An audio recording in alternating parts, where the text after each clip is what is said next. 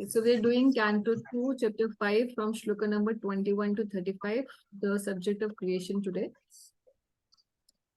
Question ये है कि जो सेकेंड 21st श्लोका है जहां से क्रिएशन का सब्जेक्ट मैटर शुरू होता है, तो आप देखिए श्लोक के अंदर ही लिखा हुआ है कालम कर्म स्वभावम च मायेशो माया स्वया। इंग्लिश ट्रांसलेशन जो है वो कह रही है कि the lord who is the controller of all energies does create by his own potency eternal time the fate of all living entities and their particular nature. तो फेट का मतलब हो गया उनका कर्म, और यहाँ इंग्लिश में कर्म को फेट लिखा हुआ है, और स्वभावम उनका जो नेचर था, किसने किया इसको brought about, how does it comes about, by the potency of the Lord. Potency कौन सी है? माया। सो कहने का अर्थ है, इसकी जो समझ है और जो पर्पट में प्रभुपाद बता भी रहे हैं, क्वेश्चन ये है प्रभु जी का कि ये जो फेट है भगवान ही के डिसाइड करके भेज देते हैं, ऐसे ही क्वेश्चन है ना आपका? भगवान की पोटेंसी से, माया से ही रचित होता है कि हमारा फेट। ये मतलब ये ट्रांसलेशन पढ़ के तो ये लगता है। हाँ, ट्रांसलेशन पढ़ के ये लग रहा है, मगर एग्जैक्टली अगर आप पर्पट को पढ़ेंगे, ट्रांसलेशन से मत भ्रमित होइए, क्योंकि आप संस्कृत पे जाइए थोड़ा सा। वो क्या रहा है कि जब माया शक्ति काल के द्वारा जब माया शक्ति एजिटेट होती है, तो जो जीव पहले से महाविष्णु के शरीर में होते हैं, वो वापस से प्रकट मतलब सारे आ जाते हैं माया के गर्भ में, अपने अपने पुराने जहां पे भी उनके कर्म थे, जो भी कार्मिक बैलेंस था उनका, उसी बैलेंस के साथ और उसी स्वभाव के साथ। सो फेट का मतलब ये है कि भाई मान लो कि जैसे मैं इस जन्म में आने से पहले मेरा अपना एक कुछ संचित कर्मों कार्मिक बैलेंस था मेरा, तो जब डिवास्टेशन हुई, पिछली डिवास्टेशन हुई, तो जब डिवास्टेशन हुई तो सारी जीवात्माएं जहां जहां भी थी उनका कुछ ना कुछ अपना लेजर बैलेंस चल रहा था कार्मिक।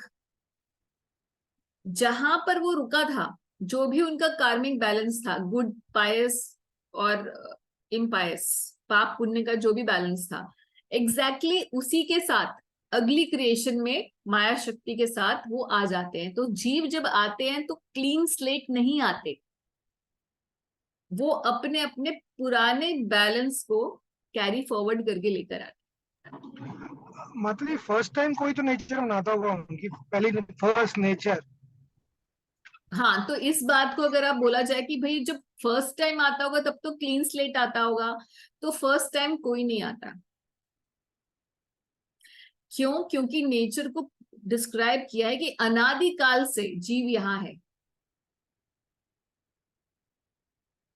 अगर आप फिर हम अगर इस डिस्कशन पे जाएंगे तो फिर हम उस थ्योरी पे पहुंच जाएंगे कि जीव का फॉल डाउन कैसे हुआ। जब उसका फॉल डाउन हुआ होगा तब तो कभी वो क्लीन स्लेट आया होगा ना। ठीक है, you understand what I am saying? Yes माता जी, प्रभुपाद ने बोला है ना बुक में, we are actually fallen from the Krishna's abode, हम वहां पे ईर्ष्या के कारण नीचे गिर गए थे। हाँ ठीक है, मगर अब ये फॉल डाउन में अलग अलग आचार्यों का अलग अलग मत है। प्रभुपाद जी एक्सप्लेन करते हैं फॉल डाउन वाला जो है कि जीव जो है भगवान के धाम से आया, तो इसका मतलब जब पहली बार आया होगा तब तो क्लीन स्लेट था, राइट? ओके, मगर इसमें भी एक कैच ये है कि जब वो क्लीन स्लेट आया था तभी भी उसके अंदर अहंकार तो आ ही गया था, क्योंकि he wanted to enjoy separate of Krishna. And the moment jiva gets अहंकार और क्रियाशील होता है तो वो कर्म करना शुरू कर देता है, और उसी से ही उसका कार्मिक बैलेंस शुरू हो जाता है। And there Acharya is explained that for the first time when the living entity falls down, he comes in the form of Brahma because he is still very clean slate. कोई कार्मिक गलत balance नहीं है। The other acharyas, some of the acharyas like Bhaktivinoda Thakur explains that the jiva in the conditioned state comes only from the Mahavishnu. So he was never there in the spiritual world. जिसको हम पुरुषोत्तम योग में हम रोज पढ़ रहे हैं कि दो प्रकार की लिविंग एंटिटीज हैं, एक क्षर और एक अक्षर। शरा सर्वाणी भूतानी, है ना, पढ़ते हैं एवरीडे। तो शरा सर्वाणी भूतानी मतलब जितनी भी लिविंग एंटिटीज है शर है, कंडीशनड है। और वो कंडीशनड लिविंग एंटिटीज जो तटस्थ शक्ति को सिंबलाइज करती है, they are coming from Mahavishnu only, not from the spiritual world. Of course, Mahavishnu is also in the spiritual sky only, but exactly not from Gulundham. So there are two different understandings also in that. Overall point ये है, उसको अभी हम discuss नहीं कर रहे। Overall आपके question का जो आंसर है वो ये है कि जब जीवात्मा क्रिएशन होती है और जीवात्मा उसके अंदर आती है, प्रकृति दोबारा से डिवास्टेशन के बाद बनाते हैं भगवान विष्णु, दोबारा से जब प्रकट हो जाती है प्रकृति, तो जो जीवात्माएं आती है वो क्लीन स्लेट के साथ अपना कार्मिक बैलेंस शुरू नहीं करती। ऑल्दो इट सीम्स कि क्रिएशन हो रही है तो सब कुछ जीरो से स्टार्ट होगा, है ना। जैसे मैं क्लास 5th में आई तो 5th क्लास में मैं क्लीन स्लेट हूं, अब मेरे जो मार्क्स आएंगे वो इस क्लास के टेस्ट आने पर आएंगे। मगर ऐसा क्रिएशन के साथ नहीं है। क्रिएशन पहले से थी, बीच में हॉल्ट हो गई जब सारी चीजें, क्रिएटेड चीजें वापस से महाविष्णु के शरीर में चली जाती हैं। तो जो उस समय का कार्मिक बैलेंस था सबका और जो स्वभाव था सबका, स्वभाव कहाँ से जनित होता है? हमारे कर्मों से ही हमारा स्वभाव जनित होता है। तो वही स्वभाव और वही कार्मिक बैलेंस लेकर जीवात्माएं अगली सृष्टि जब होती है तो वहीं से शुरुआत होती है। इसीलिए जब सृष्टि शुरू होती है तो हर कोई परमहंस नहीं होता शुरुआत से, अगर जीरो से स्टार्ट हो रहा होता तो हर कोई अलग अलग स्टेट पर होता है। कोई सत्वगुण में होता है, कोई तमोगुण में होता है, कोई रजोगुण में होता है। इसलिए सृष्टि की शुरुआत में ही हम देखते हैं बहुत सारे असुर होते हैं। अब वो पहले से असुर कहाँ से आ गए, उनका आसुरी स्वभाव कहाँ से आ गया? क्योंकि पिछली सृष्टि जब खत्म हुई थी वो उसी को लेके उन्होंने उसी कार्मिक बैलेंस पे एंड हुए थे। That is understanding.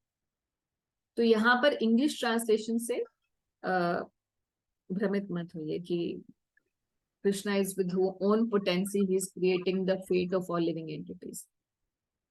It's not like that.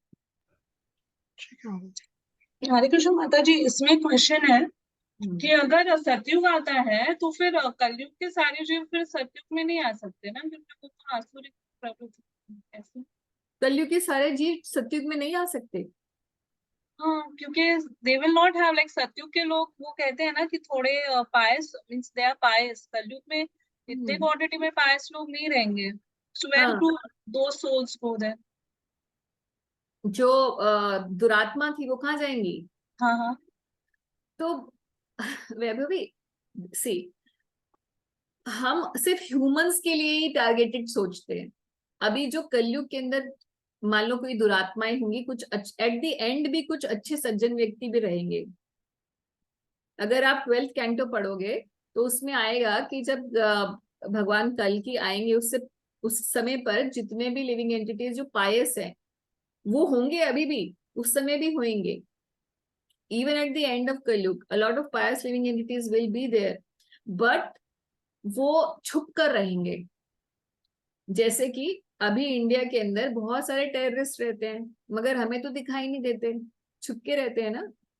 मगर जैसे ही कोई दंगे होते हैं तो बाहर आ जाते हैं।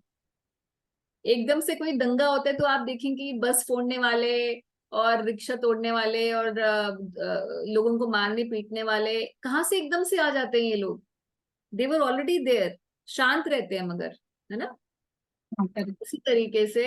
उसी तरीके से आप समझो कि कल at every point of time, किसी भी समय में दुरात्मा और अच्छे सदात्मा ये सब रहते हैं, मगर उनका प्रपोर्शन चेंज हो जाता है। प्रपोर्शन क्यों चेंज होता है? बिकॉज काल का प्रभाव होता है।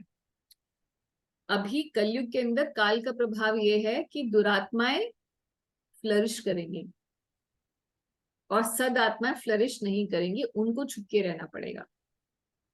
तो एट द एंड ऑफ कलयुग ऑल्सो जो सदात्माएं हैं, इनफैक्ट ये भी लिखा है कि इतना ज्यादा परेशान हो जाएंगे अच्छे लोग कि they will run to the mountains and live in the caves there.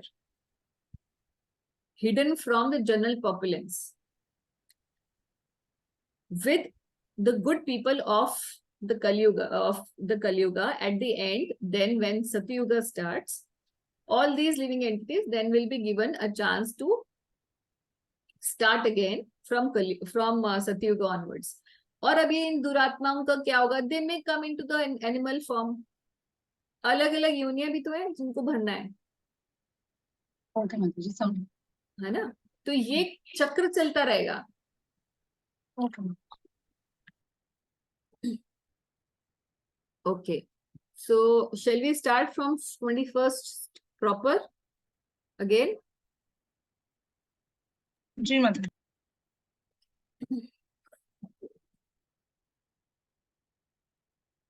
तो हमने डिस्कस किया था पिछली बार कि वापस से हम लोग डिस्कस कर लेते हैं व्हेन वी स्टार्ट, कि श्लोक नंबर 21 से 35 में ब्रह्मा जी क्वेश्चन जो नारद जी का था कि यत् सृष्ट्या, किस तरीके से सृष्टि हुई, इसके बारे में आप मुझे बताइए।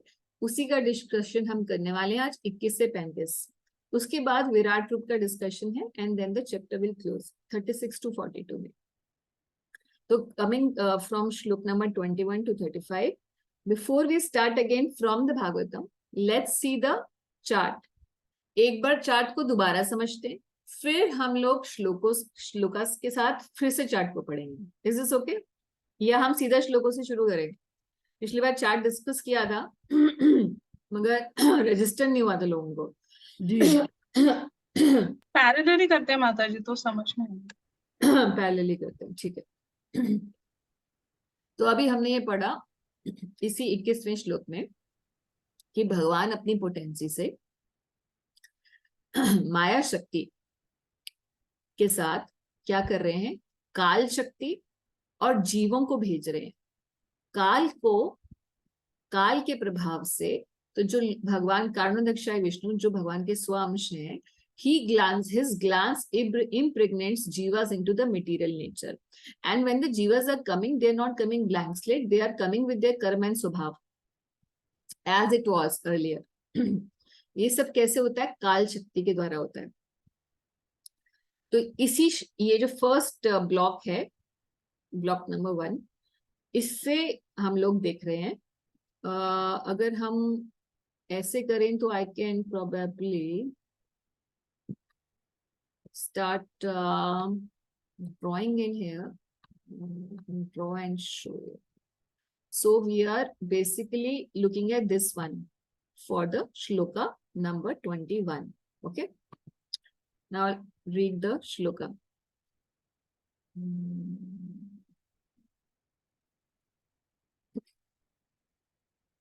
The Lord, who is the controller of all energies, thus creates by his own potency. Own potency उनकी माया है। माया से, काल से और कर्म से, ये सब कुछ, and their particular nature मतलब स्वभाव, for which they are created, and he again merges them independently. मतलब जब विनाश होता है तो वापस भी ले लेते हैं। तो इस प्रकार से सारी जीवात्माएं आती हैं। पर्पट्स नहीं पढ़ूंगी क्योंकि पर्पट अगर पढ़ने बैठेंगे तो हम वो सीक्वेंस नहीं समझ पाएंगे जो कि चार्ट का सीक्वेंस है। ओके,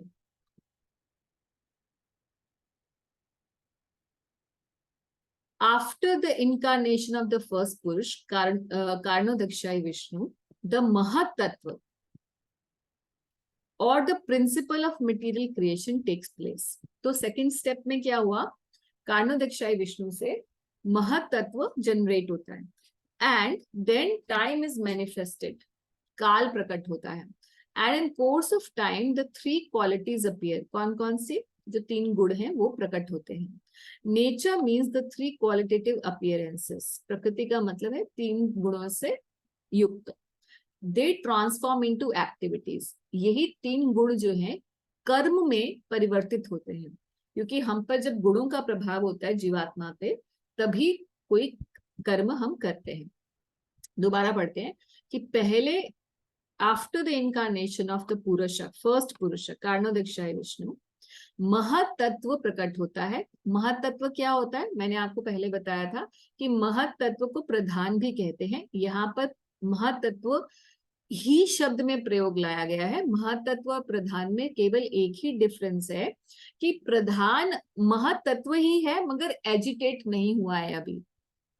जैसे कि मैंने आपको आटा और रोटी का एग्जांपल दिया था कि block of something which is not yet been transformed, which is गूंधा हुआ आटा, वो प्रधान है। और उसकी जब हम अलग अलग डिवीजन कर देते हैं अपने हाथ से, क्रिया जब आती है उसके साथ, तो वही आटा अलग हमें रोटी की तरीके से दिखाई देने लग जाता है वही आटा। So mahattattva and pradhana is basically the same thing, but one is agitated, one is non agitated state. यहाँ पर शब्द महत्तत्व को ही प्रयोग किया गया है, मगर हम चार्ट में देखेंगे तो हम देख रहे हैं सेकेंड ब्लॉक में मटीरियल नेचर प्रधान। सेकेंड ब्लॉक में हम देख रहे हैं यहाँ पे लिखा है मटीरियल नेचर और प्रधान शब्द है और नीचे महत्तत्व आ रहा है। मगर आप ध्यान रखिएगा कि प्रधान और महत्तत्व एक ही चीज है। श्लोक में शब्द प्रधान नहीं इस्तेमाल हुआ है, महत्तत्व ही इस्तेमाल हुआ है, तो कंफ्यूज नहीं होने।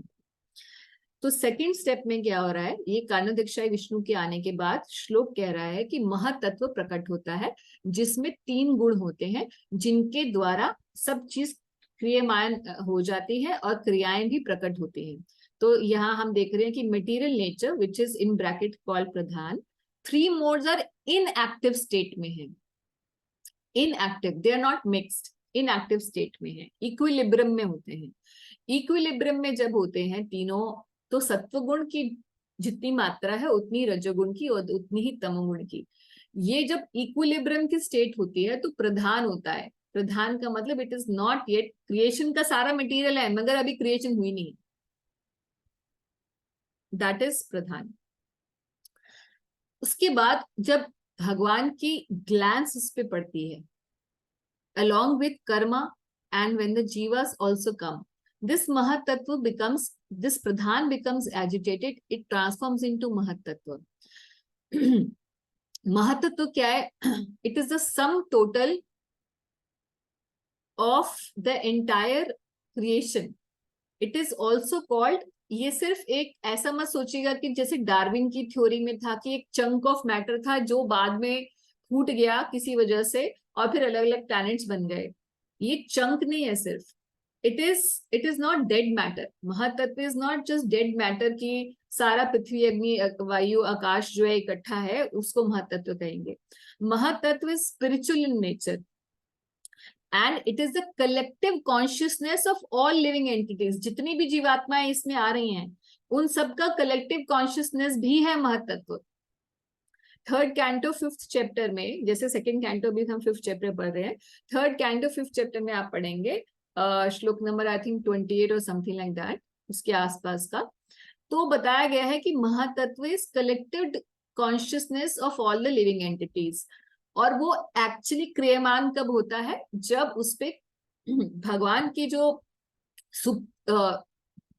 सुपीरियर कॉन्शियसनेस है यानी कि स्पिरिचुअल कॉन्शियसनेस है उसका प्रभाव होता है, तभी कलेक्टेड कॉन्शियसनेस प्रकट हो जाती है। ओके, सो महत्तत्व समझ में आ गया आपको? यहां तक क्लियर है? क्या है महत्तत्व? मेनली सत्व में होता है, सत्व गुण उसमें प्रधान होता है पहले, फिर धीरे धीरे उसमें रजस का मिश्रण आता है। जब वो महत्तत्व रजस प्रधान होता है तो उसको सूत्र तत्व कहा जाता है, जो यहाँ श्लोकों में नहीं लिखा हुआ। ये जो बना है चार्ट, ये थर्ड कैंटो सेकंड कैंटो के मिक्सचर से बना हुआ है। ओके, सो कई चीजें यहाँ पे नहीं मिलेंगी, मगर जब आप थर्ड कैंटो पढ़ेंगे और सेकंड कैंटो का ही लास्ट वाले चैप्टर्स आएंगे 10 के आसपास, तब ये क्लैरिटी और आएगी। तो दिस इज सूत्र तत्व। सेम महत्तत्व इन रजस इज कॉल्ड महत, इन जब उस पे रजोगुण प्रधान हो जाता है तो उसको सूत्र तत्व कहते हैं। और महत्तत्व में जब तमस प्रीडोमिनेंट होता है तो उसको अहंकार कहते हैं। तो अहंकार प्रकट होता है और ये अहंकार ही वो लिंकिंग पिन है जो कि स्पिरिचुअल लिविंग एंटिटी को मटेरियल वर्ल्ड से जोड़ता है। जैसे मैंने पिछली बार बताया था कि जब तक लिविंग एंटिटी के ऊपर ये बुद्धि नहीं आएगी कि मैं एक शरीर हूं, तब तक वो इस शरीर को अपना नहीं समझेगा। आई मी वाला जो कॉन्शियसनेस है वो क्रिएट नहीं होगी। ये आई मी वाली कॉन्शियस, मैं, अहंकार, मैं करता हूं, ये अहंकार जब तक जनरेट नहीं होएगा तब तक वो यहाँ फंक्शन नहीं कर सकता living entity, because living entity is inherently spiritual. क्योंकि जीव तो क्या है, कृष्ण दास है। जब तक वो ये भूलेगा नहीं तब तक वो यहाँ पे एंजॉय कैसे करेगा? क्योंकि the living entity is just trying to lord over the material nature. Prabhupada बार बार इस्तेमाल करते हैं ना इस शब्द को। ये why he is loading over the material nature, why is he trying to enjoy the material nature? Because of ahankar. So this ahankar is it's, you can say it is that consciousness which twists the living entity's original consciousness. It covers its original consciousness in a completely 180 degree. क्योंकि वो सोचता था कि मेरा काम भगवान की सेवा करना है, मगर अब 180 डिग्री हो गया, उसका काम क्या है, भगवान की तरह मुझे एंजॉय करना है। ये जो ट्विस्ट है, ये जो चेतना है, अहंकार जनित होती है। तो ये महत्त्व से अहंकार प्रकट होता है। अब वापस से हम लोग श्लोकों में पढ़ते हैं। So after the incarnation of the first Purush, the Mahat Tattva or the principle of material creation take place. And then time is manifest. And in the course of time, the three qualities appear. तीन गुण प्रकट होते हैं. Nature means a three qualitative appearance and they transform into activities. अगला श्लोक पढ़ते हैं. श्लोक नंबर 23. टाइम तो पहले ही आ जाता है ना? So why is it mentioned later on here? Time is present there because it is, as soon as the Lord is present, time is also present. It is being explained like that because the see, time was there, but now it is acting upon the material creation. Now it is acting upon the Mahatattva. Achha, okay. So time being the energy of Lord, Mahatattva being the energy of Lord, everything is already there. Similarly, the living entity is the energy of the Lord. Everything is already there. Now they start to interact. Right.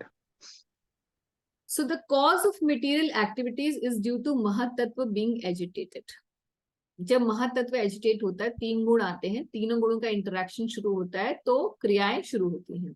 At first there is transformation of mode of goodness and passion, and later on, due to the mode of ignorance, matter, its knowledge, and different activities of material knowledge come into play. तो इसका मतलब है कि सबसे पहले महत्त्व में mode of goodness का एक्शन होता है. एक second. Transformation of mode of goodness and passion होता है. तो हमने बताया कि पहले महत्त्व प्रीडोमिनेटेड बाय गुडनेस होता है. जैसे ही पैशन आता है तो उसको हम सूत्र तत्व बना देते हैं, सूत्र तत्व कहता है. एंड लेटर ऑन, बाद में, due to mode of ignorance, तमस की वजह से अहंकार जनित होता है, जिससे तीन चीजें आती हैं. और वो तीन चीजें क्या होती है? मैटर. मैटर का मतलब डेड मैटर जो हम यहाँ देखते हैं, वो किससे प्रकट होता है? तमोगुण से. क्योंकि तमोगुण का लक्षण ही है, it makes you indolent, sit on one place, do not move. That's matter. It's knowledge. Knowledge कहाँ से आती है? सत्व से आती है. और डिफरेंट एक्टिविटीज. एक्टिविटीज कहाँ से आती है? मोड ऑफ पैशन से आती है. ठीक है. तो ये तीन चीजें क्रिएट होती है. Knowledge, activities and matter create होता है. कब? जब महत्त्व इग्नोरेंस में आ चुका होता है. तो इग्नोरेंस में आने के बाद मोड ऑफ, यहां पे हम पढ़ रहे हैं, this and this block. So mahattva has first come into sattva, then it comes into rajas. Further transformation of it which is in tamas is then called ahankar. लिखा नहीं हुआ है, understood है.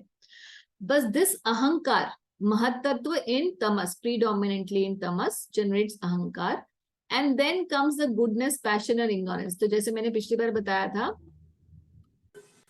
कि सत्व के अंदर भी तीन डिविजन्स होती हैं. सत्व रजस, सत्व तमस. उसी तरीके से तमोगुण के अंदर भी 3 डिवीजन है। तमस के अंदर भी गुडनेस, पैशन, इग्नोरेंस है। ये गुडनेस से क्या आ रहा है? ज्ञान शक्ति, knowledge.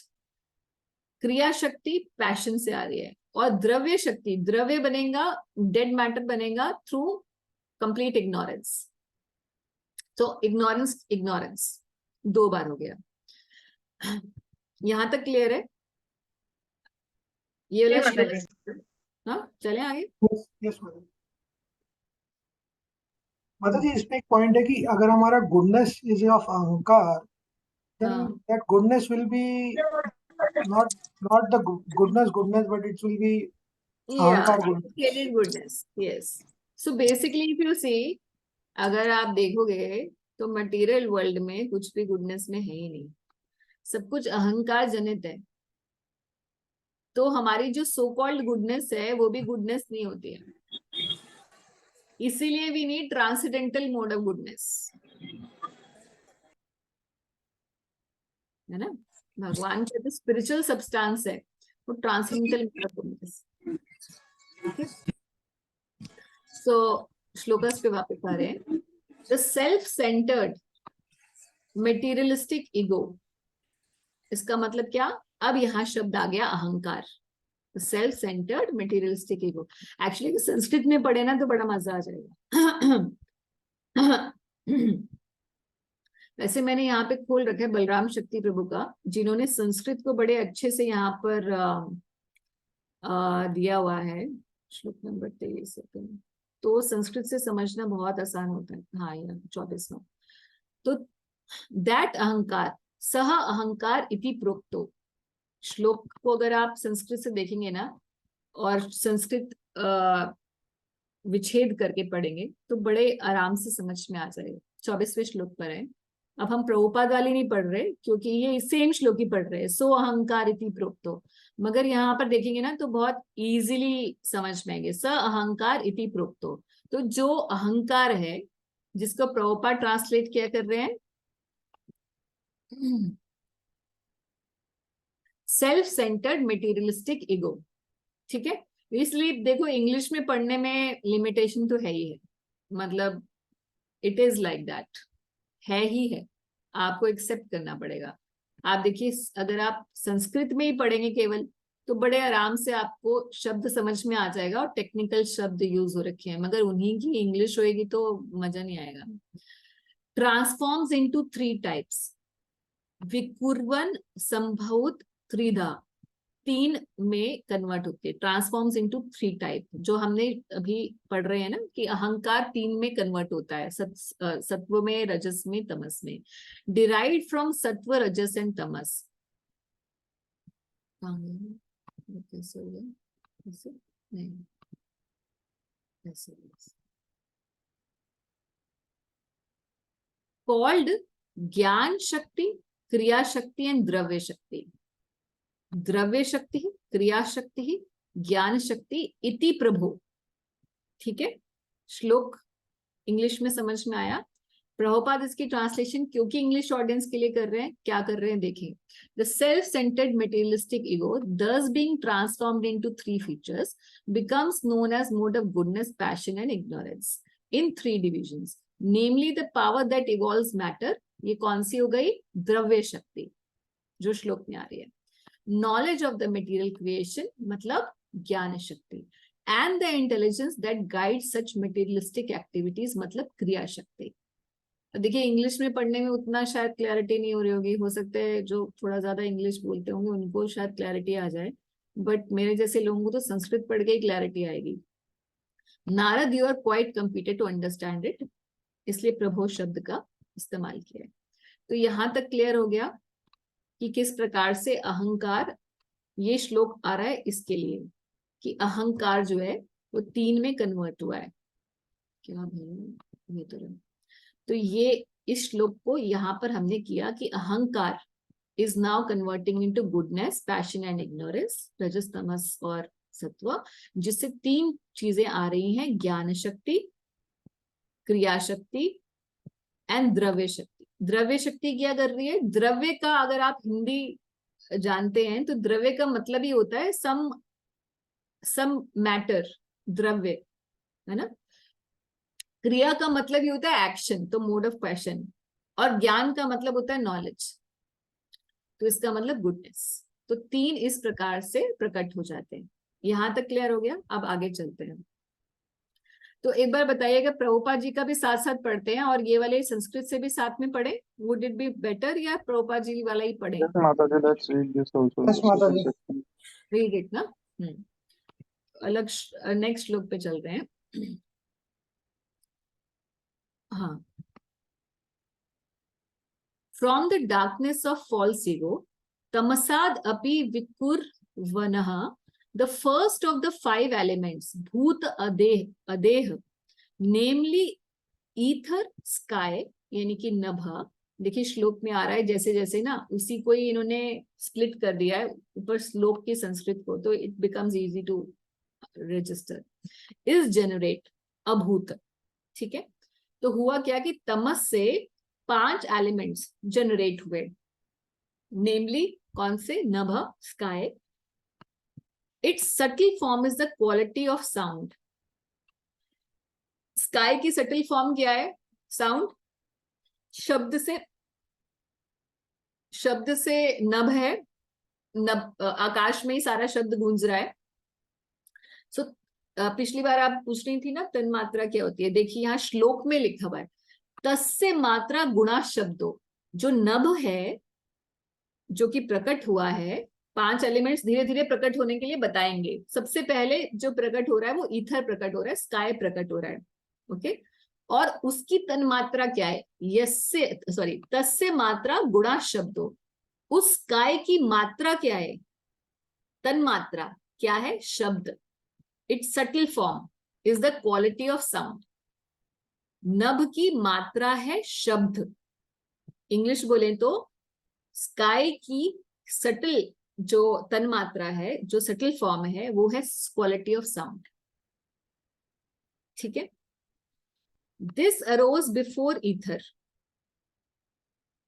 Sound represents objects unseen and seen in the present as well. दोबारा से संस्कृत भी पढ़ते हैं। लिंगम यद, लिंगम का मतलब है किसको दर्शा रहा है। लिंगम, लिंगम मतलब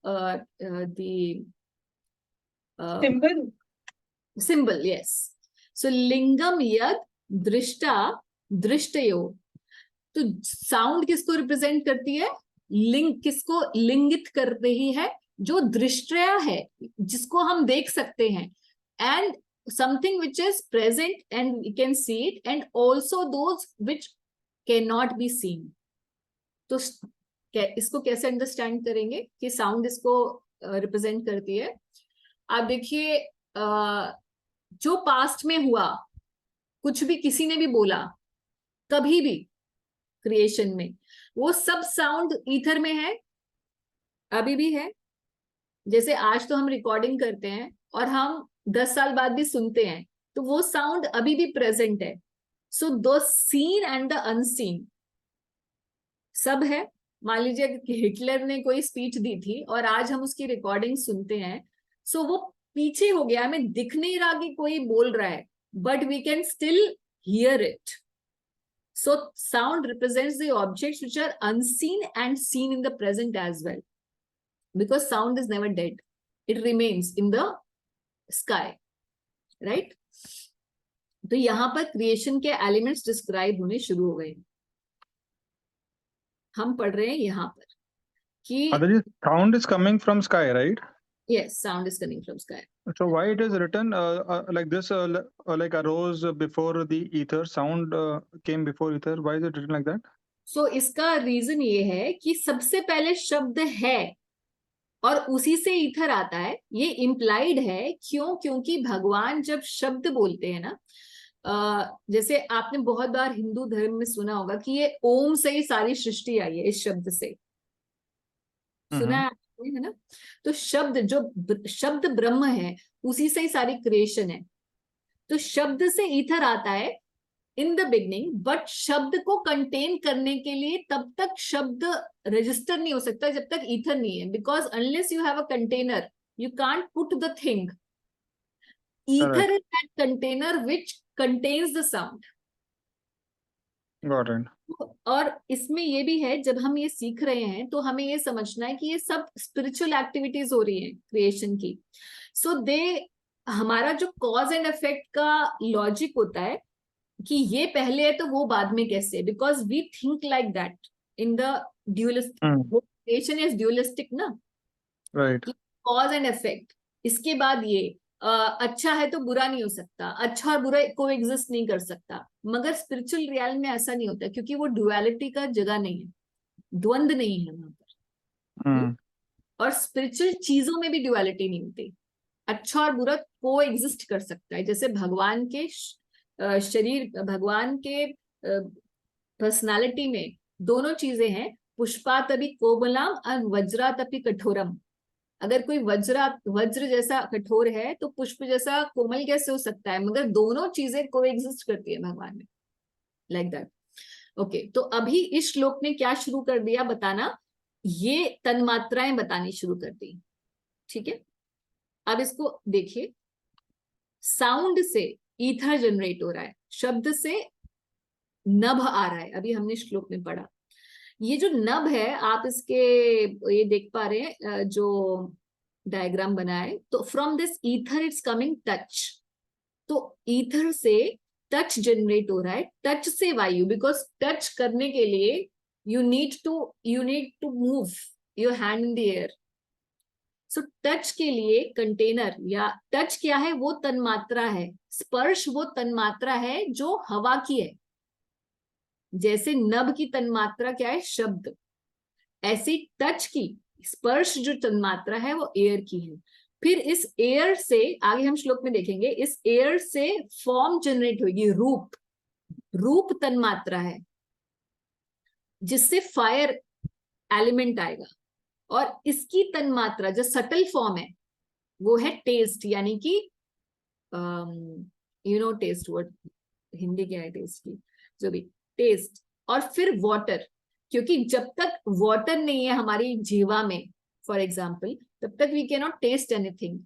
test comes only when the water element, so taste is there, but unless water element, उसका जो gross form है वो नहीं होगा, तब तक टेस्ट परसीव नहीं हो सकता. इसलिए टेस्ट भी क्रिएट होता है और वाटर भी क्रिएट होता है. Then come smell, the quality of smell, and then this गंध जो है उसको कंटेन करने के लिए चाहिए क्या? अर्थ. अब ये जो अर्थ एलिमेंट आ गया, इसमें पीछे का सब कुछ है. हर एक सक्सेसिव एलिमेंट में पीछे की क्वालिटीज हैं, यानी कि एयर के अंदर साउंड और टच दोनों है. फायर के अंदर साउंड टच फॉर्म तीनों है. वाटर के अंदर साउंड टच फॉर्म टेस्ट है. और अर्थ के अंदर sound touch form taste and smell, सारे एलिमेंट, सारी तन्मात्राएं आ जाती हैं. अब इसको श्लोकों से पढ़ते हैं, फिर साथ में देखते जाएंगे. आई नो इट्स थोड़ा सा difficult to understand, but this is the best we can do. Okay, यहाँ श्लोक से पढ़ते हैं. यहाँ इस श्लोक में हमने पढ़ लिया कि नभ और नभ से शब्द आया. अगले इसकी इंग्लिश प्रभुपाद से पढ़ लेते हैं एक बार, कि प्रभुपाद इसको ट्रांसलेट क्या कर रहे हैं इंग्लिश में. And that also you can appreciate कि इतने टफ सब्जेक्ट मैटर की इंग्लिश करना कितना मुश्किल होगा प्रभुपाद जी के लिए. And then still he has done that. From the darkness of ignorance, of false ego, यानी कि अहंकार, the first of the 5 elements, namely the sky, is generated. नभ आता है. Its subtle form is the quality of sound, exactly as the seer is in relationship with the seen. तो प्रभुपाद जी ने यहाँ पे seer and seen के relationship में किया है. और श्लोक में ये जो बलराम शक्ति प्रभु का आप देख रहे हैं, इन्होंने क्या किया है, जो संस्कृत लिया है वो विश्वनाथ चक्रवर्ती ठाकुर की कमेंट्री से ट्रांसलेशन है. ओके, तो अब हम आते हैं नेक्स्ट श्लोक पर. 26वां श्लोक कर रहे हैं. फ्रॉम ईथर नभासो अथा विकुर्वनात्. नभ से अरोज द सटल टच. अभूत, अभूत मतलब प्रकट होता है. स्पर्श गुणा, स्पर्श का गुण प्रकट होता है. किससे? नभ से. फ्रॉम द नभ, नभसो अथा अभूत स्पर्श गुणा, and the element air Anil.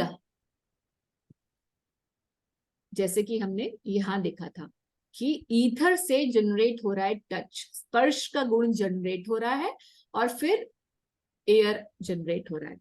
Clear है श्लोक से? Air also holds the previous quality of sound, परा अन्वयात शब्दवान च। तो पिछला परा अन्वयात जो पीछे था वो भी इसके अंदर है, previous quality of shabda is also there. Air is the cause of prana, प्राण ओजस सहोबलम which gives strength to the senses. तो प्राण क्या है? वो शक्ति, वो जीवनी शक्ति जो सेंसेस को, हमारी इंद्रियों को बल देती है और ओज देती है। ओजस सह बलम। तो इस श्लोक में हमने पढ़ा कि नभ से स्पर्श जनरेट हुआ, स्पर्श से एयर जनरेट हुई और एयर से प्राण जनरेट हुआ। अब इसको दोबारा यहां देख लेते हैं। फ्रॉम ईथर, नभ से टच जनरेट हुआ, स्पर्श, और स्पर्श से एयर आई। ठीक है, यहाँ इसके अंदर ओज वाला और वो प्राण वाला नहीं है इन द ग्राफिक प्रेजेंटेशन। श्लोक में हमने पढ़ा, और हमने ये भी पढ़ा श्लोक के अंदर कि इस एलिमेंट एयर में साउंड की क्वालिटी भी थी, प्रीवियस वाली। क्लियर हो गया कि परा अन्वया शब्दवान च। Okay, so from ether touch arises and from touch air arises. Air has a sense of both touch and sound. Prabhupada की ट्रांसलेशन पढ़ते हैं।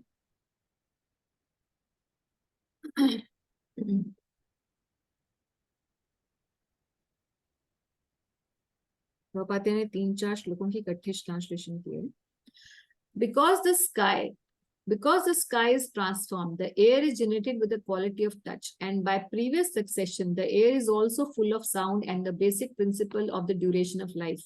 प्राण को प्रभुपाद जी ने क्या इंग्लिश की है? Basic principle of duration of life. अब इसीलिए संस्कृत पढ़ना जरूरी है। Sense perception, mental power and bodily strength. अब इसको इंग्लिश में पढ़ के तो प्राण समझ नहीं आएंगे। When the air is transformed in the course of अच्छा, ये अगला श्लोक आ जाएगा कि एयर से फायर कैसे आएगी। तो अब हम अगले श्लोक पे चल रहे हैं, श्लोक नंबर 27। यहां तक क्लियर है? समझ में आ रहा है सब या? अरे mother, under the influence of time, karma and svabhava, काला कर्म स्वभाव तथा स्वभावतः by the transformation of air वायुर अपि विकुर्वनात्। वायु से की ट्रांसफॉर्मेशन से, विकुर्वनात् मतलब जब उसमें विकृति आती है, जब एयर में विकृति आई, वायु में विकृति आई, वायुर अपि विकुर्वनात्, transformation of air, arrows.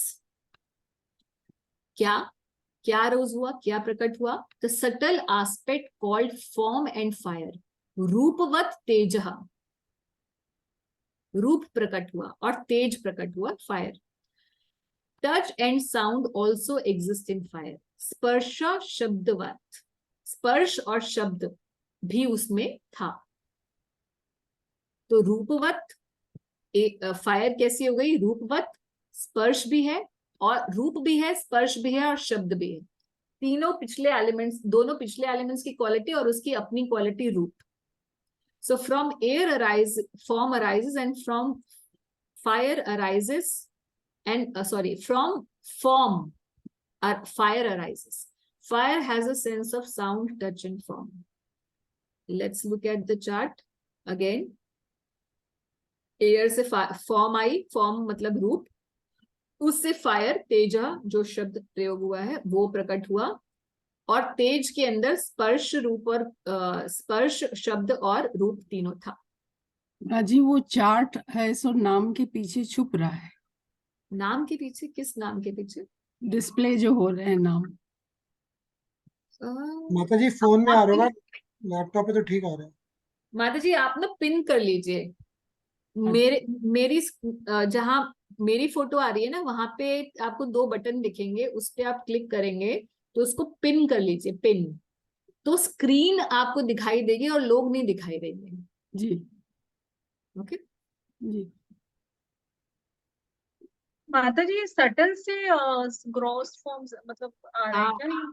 Subtle से ग्रॉस आता है। पहले सटल होता है फिर ग्रॉस, और इस दुनिया में भी ऐसे होता है, पता है क्या?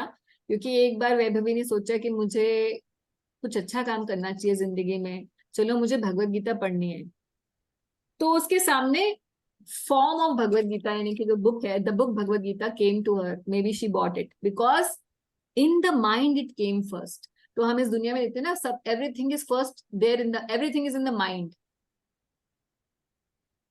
You have to lose weight, it's there in the mind if you want to lose weight, because everything is first in subtle and then it comes in gross. तो आजकल जो लोग बोलते हैं कि भैया पहले आप इमेजिन करिए अपना एक वो क्या बोर्ड बनाइए, क्या सम बोर्ड बनाइए, जो आपका लक्ष्य है उसको रोज रोज देखिए, तो आपके मन में वो चीज बैठ जाएगी कि मुझे ये गाड़ी चाहिए, मुझे ये ऐसा अपना फिगर चाहिए या ये वो। So your subtle will start manifesting the gross, because that's how creation works, from subtle to gross.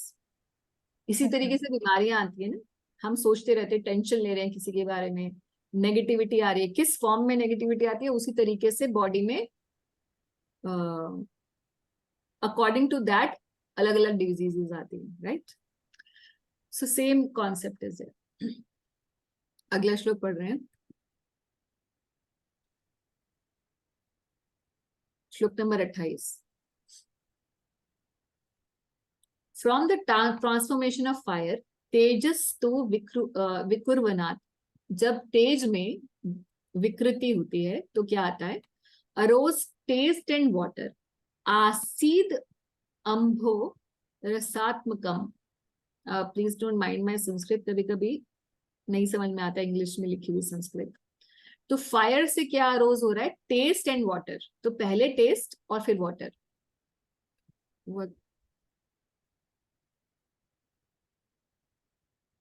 Okay, water ambha contains form as well as touch and sound। तो सेम जैसे पिछले एलिमेंट्स में सब में पिछला आ रहा है इसी तरीके से। तो क्या क्या है अंब में, यानी कि वाटर में क्या है? रूपवत, स्पर्शवत और घोषवत। घोषवत मतलब घोष, साउंड के लिए देखिए यहाँ पे हमेशा शब्द शब्द प्रयोग हो रहा था ना, शब्द शब्द शब्द साउंड के लिए। अब यहाँ घोष वर्ड यूज हो रहा है, क्योंकि घोष होता है ना शब्द का, जय घोष बोलते हैं हम लोग, जय ध्वनि को जय घोष बोलते हैं, तो ध्वनि के लिए घोष शब्द प्रयोग हो रहे हैं। तो रूपवत, स्पर्शवत और शब्दवत की जगह घोषवत। फ्रॉम द प्रीवियस एलिमेंट्स परा अन्वयात, ठीक है? तो यहाँ पर उन्होंने फायर को डिस्क्राइब कर दिया कि फायर से टेस्ट एंड वाटर हुआ, और वाटर के अंदर साउंड और टच और टेस्ट भी टेस्ट तो आ ही गया है क्योंकि टेस्ट से ही क्रिएट हुआ है, मगर पीछे के 3 एलिमेंट्स भी थे। So from fire taste arises and from taste water arises. Water has a sense of sound, touch, form and taste. तो हम पहुंच गए यहाँ पर, क्लियर? दोबारा से, साउंड से ईथर आया, ईथर से टच, टच से एयर, एयर से फॉर्म, फॉर्म से फायर, और इस श्लोक में हमने पढ़ा कि फायर से टेस्ट और टेस्ट से वाटर। अब अगला स्मेल और अर्थ वाले का होएगा। प्रभुपाद जी की ट्रांसलेशन पढ़ लेते हैं, because we okay. So when the air is transformed in due course of time, nature's course, fire is generated, taking shape with the sense of touch and sound. Since fire is also transformed, there is a manifestation of water full of juice as previously. तो रस शब्द को, test शब्द को juice बता रहे हैं। It also has form and touch, and it is also full of sound. ठीक है? अब वाटर का ट्रांसफॉर्मेशन होएगा। हाँ जी नेहा माता जी। हरे कृष्ण माता जी, there was a slight confusion, जैसे किससे कैसे आया, ईथर से, मतलब कैसे जनरेट हुआ एक्चुअली। जैसे बाकी जो ट्रेडिशनल, ऑब्वियसली माता जी ये ज्यादा ऑथेंटिक है, जैसे हमने जो ट्रेडिशनल वास्तु में और उस समय पढ़ा है कि लाइक ईथर से वाटर जनरेट होता है और वाटर से टच और एयर जनरेट होता है। तो इज इट लाइक कि फायर से वाटर एंड साउंड दोनों जनरेट होता है? लाइक थोड़ा सा ये समझ में नहीं आया। आप किसका रेफरेंस दे रहे हैं? मुझे समझ नहीं आया। वास्तु? नहीं, हाँ, जो हम उसमें वास्तु शास्त्र वगैरह में पढ़ते हैं वहां पे, इसलिए पूछा है ये क्वेश्चन। वास्तु शास्त्र का माध्यम मुझे तो सॉरी आइडिया नहीं, क्योंकि मैंने वास्तु शास्त्र नहीं पढ़ा है, so I can not do a comparative analysis and tell you, but probably if you send me some text then I can see and tell कि क्या है, क्योंकि Okay. भागवत सांख्य तो यही है, भागवत इसी जी। प्रकार से सृष्टि बताता है. जी. So Okay. Vastu I'll have to see and then I can tell. So fire से taste generate हुआ, taste के बाद there was sound and touch both. ये इस तरीके से Fire and water. हाँ, so from Yes, ether touch से air, and air से form रूप, और रूप से fire, और fire से taste, taste, Okay. फिर taste से water, and then from water it's going to be smell and then earth. Okay, so if you want मैं इसको क्लिक शॉट करके आपको भेज दूंगी, या पूरी पीपीटी भेज दूंगी आप लोगों को, so that when you hear or read again. तो this is from this book by Gaurang Darshan Prabhu, the Bhagavat Subodhini, उसी से ही है, मैंने क्लिक कर रखा है. Okay. माता जी, तो ये ऐसे ना हम लोग फ्रिक्शन से आग लगाते हैं, फिर कंडेंसेशन होता है, फिर वो ऐसे लगता है मुझे, साथ में बेटी को पढ़ा रही थी माता जी. भैया उससे मैं लेट्स फर्स्ट रीड दिस, और फिर आप इसको ना, जब आप एक बार इसको थ्योरेटिकली अभी तो थ्योरी से समझ रहे हैं ना हम लोग, क्योंकि प्रैक्टिकल एक्सपीरियंस तो नहीं है, तो थ्योरेटिकली एक बार अंडरस्टैंड करेंगे, तो उसके बाद फिर आप चीजों को एनालाइज करके प्रकट रूप में कई कई जगह देख पाएंगे. तो पहले एनालाइज कर लेते हैं ना, मतलब इसको पहले समझ लेते हैं, देन एनालिसिस बाद में. ठीक है, नहीं तो अगर एनालिसिस भी यहीं पर होगा तो समझ नहीं पाएंगे ना. लेट्स गो टू नेक्स्ट श्लोक. श्लोक नंबर 29 पे आ गए हम. From the transformation of water अंबसो टू विकुर्वनाथ अरोज स्मेल एंड अर्थ. तो जब विकृति हुई अंब में, वाटर में, तो क्या आया? Smell and earth. Earth contains the subtle aspect विशेषा तु गुणा अन्वितः, taste touch form and sound. तो रस, स्पर्श, शब्द और रूप ऑफ द प्रीवियस एलिमेंट्स. तो बहुत सिंपल है कि वाटर में वाटर की ट्रांसफॉर्मेशन से स्मेल और अर्थ जनरेट हुई, और सिमिलरली जैसे पहले चल रहा है, तो अर्थ में बाकी के सारे सटल एलिमेंट्स थे, टच, साउंड, फॉर्म और स्मेल भी अब आ गई. तो पांचों तन मात्राएं आ गई हैं. ठीक है, पांचों तन मात्रा आ गई हैं. So from water smell arises, and from smell earth arises. Earth has a sense of sound, touch, form, taste and smell. तो पांचों तन्मात्राएं प्रकट हो गई, और पांचों भूत, जो पंचभूत है, वो भी प्रकट हो गए. प्रभुपाद का ट्रांसलेशन देख रहे हैं. And water being transformed from all variegatedness on earth appears odorous and as previously becomes qualitatively full of juice, touch, sound and form respectively. Done, यहां तक हो गया. अगले श्लोक पे चलते हैं. अब हमने ये कर लिया कि कैसे ये पांचों तन्मात्राएं और पांचों भूत आ गए हैं. ठीक है, पंच महाभूत आ चुके हैं, और पांचों उनकी तन्मात्रा यानी कि उनके सटल फॉर्म्स भी आ चुकी हैं. ठीक है, यहाँ तक का चार्ट डन है. अब यहाँ पे माइंड, 10 सेंसेस जो गुडनेस में आएगा, और प्राण शक्ति भी हम पढ़ चुके हैं कि ओजस के साथ जो ओजस देने वाला प्राण है वो भी प्रकट हुआ था, और 10 सेंसेस इंटेलिजेंस पढ़ेंगे, और 5 तन्मात्रा और 5 एलिमेंट्स हमने पढ़ लिया इन श्लोकों में. ओके, अब हम ये पैशन वाला और गुडनेस वाला ब्लॉक पढ़ने वाले हैं, क्योंकि हमने ये इग्नोरेंस वाला ब्लॉक पढ़ लिया पूरा. Okay, let's move ahead. श्लोक नंबर 30. From ahankar in sattva arose the mind. वैकारिकन मनो जजने, मन प्रकट हो रहा है अहंकार में विकृति से. And its deity as well as the 10 presiding deities of the senses. तो देव भी आ रहे हैं. वैकारिका 10 आ रहे हैं. 10 देवता प्रकट हुए, क्योंकि हर एक इंद्री के ऊपर रूलिंग एक देवता है. कौन कौन से 10 हैं यहाँ बताए जा रहे हैं. द डायरेक्शंस वायु, सन, वरुणा एंड द 2 अश्विनी कुमारस. दिग, वात, अर्क प्रचेत अश्वे, अग्नि इंद्र उपेंद्र, मित्र एंड प्रजापति दक्ष, वहनी इंद्र उपेंद्र, मित्र कहा। ये 10 डिटीज प्रकट हुए और माइंड प्रकट हुआ। So from Satvik Ahankar arose mind and the 10 devatas and the 10 sense devatas. इस श्लोक को स्क्रीन पे देख रहे हैं। आपका डायरेक्शंस बोलने से like which God is this? दिग देवता, दो दशों दिशाओं के देवता है ना, ओके। दिग देवता, दिक्पाल जिनको बोलते हैं। हाँ दिग्पाल जिनको बोलते हैं, बिल्कुल।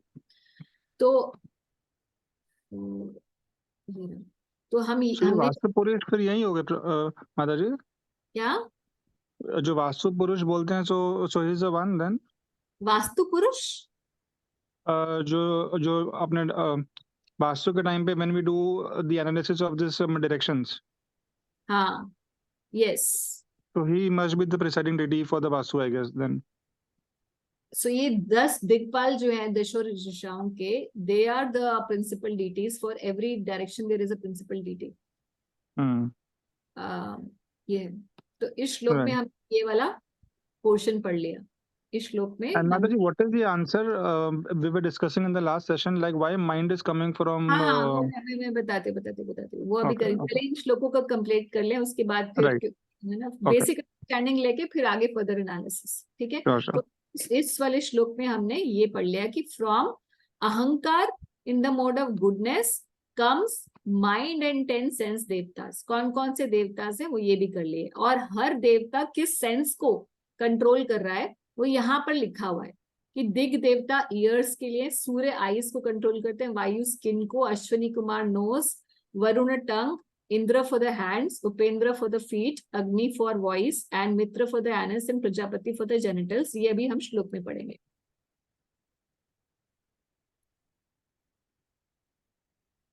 From the ahankar and rajas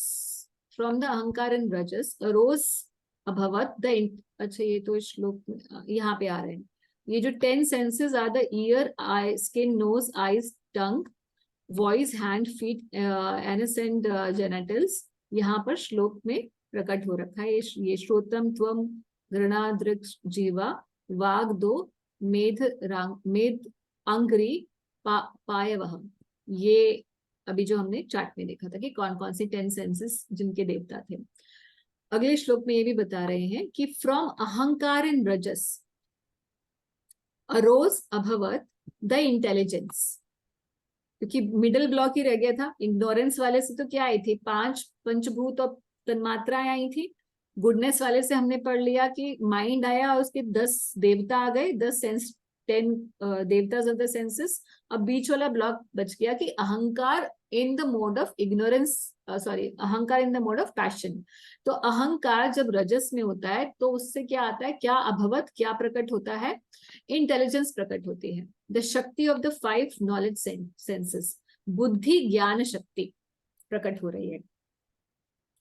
प्राण, द शक्ति of the 5 sense action senses, प्राण क्रिया शक्ति एंड द 10 सेंसेस इंद्रियाणी दशा, 10 इंद्रियां प्रकट होती हैं।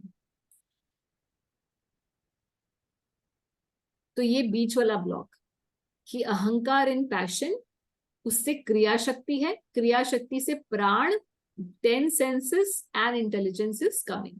तो इस तरीके से यहाँ इस श्लोक तक आते आते हमने पूरा चार्ट कंप्लीट कर लिया। आगे का भी पढ़ लेते हैं, इंग्लिश पढ़ते हैं। फ्रॉम रजस अहंकार अरोज इंटेलिजेंस प्राण एंड द 10 सेंसेस। प्रभुपाद की ट्रांसलेशन पढ़ते हैं, because what we have to learn has to come from Prabhupada, otherwise we lose our touch of the parampara. From the mode of goodness the mind was generated and became manifest, and also the 10 demigod controlling the bodily movements. Such demigods are known as the controller of direction, the controller of air, the sun god, the father Daksh Prajapati, the Ashwini Kumars, the fire god, the king of heaven, the worshipable deity in the heaven, and the chief of the Adityas, Brahma ji and Prajapati, all came into existence. ये तो पिछले वाला श्लोक था, और ये जो अभी हमने पढ़ा है जिसमें इंटेलिजेंस और प्राण आए हैं, ये है ये वाला श्लोक। 31वां. By further transformation of the mode of passion, the sense organs like the ear, skin, nose, eyes, tongue, mouth, hand, genitals, leg, and the outlet for evacuating together with intelligence and the living energy are all generated. यहाँ पर हमने पूरा जो श्लोक है 35 तक है, नहीं 35 का श्लोक है, नहीं 31वां, सॉरी 31वां हमने यहाँ पर कंप्लीट कर लिया. तो हमारा चार्ट कंप्लीट हो गया. इसके बाद क्या है, इसके बाद क्या बताना शुरू करते हैं. अब हम ये बलराम शक्ति प्रभु के इससे नहीं पढ़ेंगे, क्योंकि हम यहाँ तक हमें क्लैरिटी आ गई है कि कैसे कैसे प्रिंसिपली ये चार्ट जो हमने पूरा था उसको डिस्कस कर लिया कि चार्ट में क्या क्या था. अभी चार्ट क्लियर है. अभी चार्ट में कुछ प्रॉब्लम है या कोई क्वेश्चन है तो पहले इसको डिस्कस करेंगे, तभी हम आगे चलेंगे. ये Mataji, in the other slide, हाँ, sorry, बोलो बोलो बोलो. Mataji, in the other slide, the text there was some chart also. Can we see that chart? हाँ, सेम चार्ट है, ये यही सेम चार्ट है, मगर वो इतना फैंसी नहीं था. कलर्ड नहीं है, same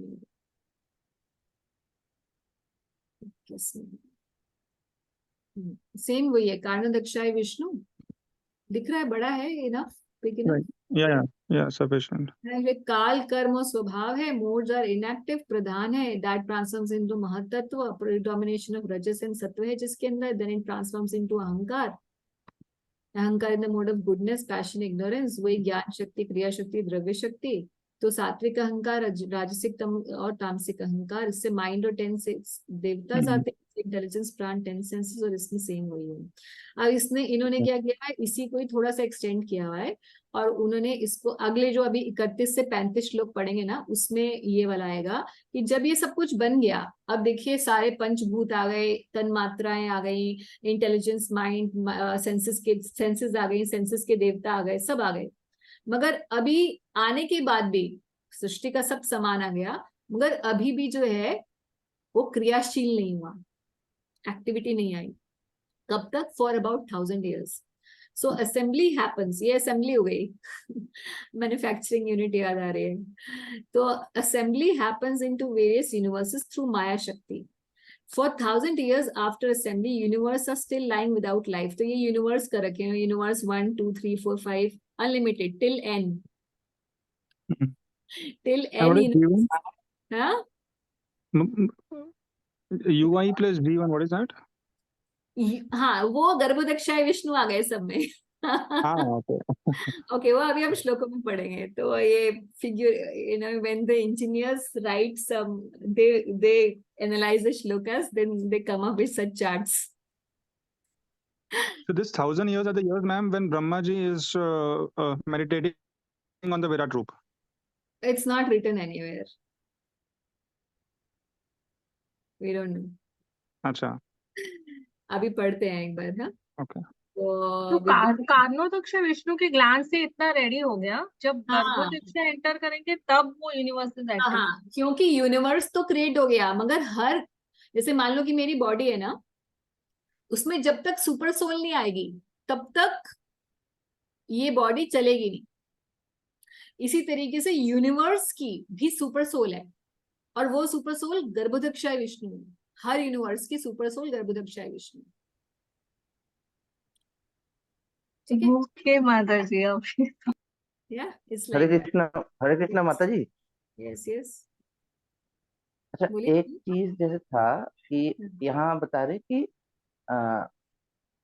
this from mode of goodness से mind and 10 senses are coming. हाँ, आधि देवा. And from mode of passion the intelligence are is coming. Yes. तो एक्चुअली जैसे पहले ही गीता के चार्ट में जो था वो रथ का जो एनालॉजी देते हैं, हाँ, कि तो इंटेलिजेंस तो ऊपर, इंटेलिजेंस हाँ ऊपर है और माइंड नीचे है, तो इंटेलिजेंस इज इंटेलिजेंस सपोज तो टू बी goodness से आनी चाहिए.